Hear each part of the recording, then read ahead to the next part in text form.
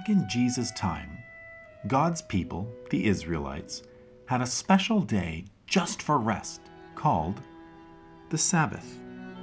Kind of like how we have Sunday today. Sabbath was something that God instructed his people to do because he knew how important it is to rest with him. One Sabbath, Jesus was walking with his disciples through a grain field. Because some of them were hungry, they stopped, picked some grain, and ate it. Well, some Pharisees had been following Jesus that day and were shocked by what they saw. "Look, your disciples are picking grain on the Sabbath. The law says they're not supposed to do any work of any kind. Why aren't you stopping them?" they said. Well, Jesus stopped where he was going and explained to the Pharisees why he was not bothered by this.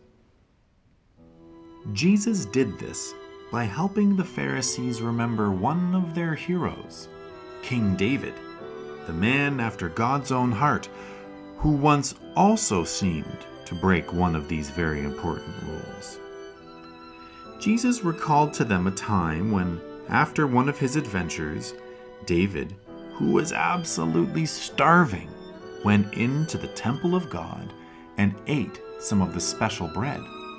The special bread that the law said only the priests were allowed to eat.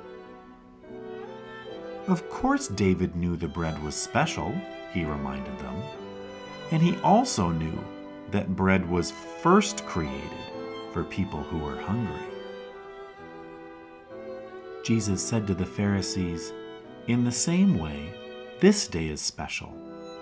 It's special not because of the rule, but because it was created for people to get rest with God.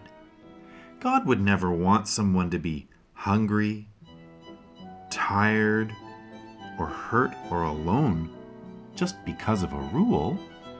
He wants us to be fed, rested, and enjoying him. Those things are far more important than any rule."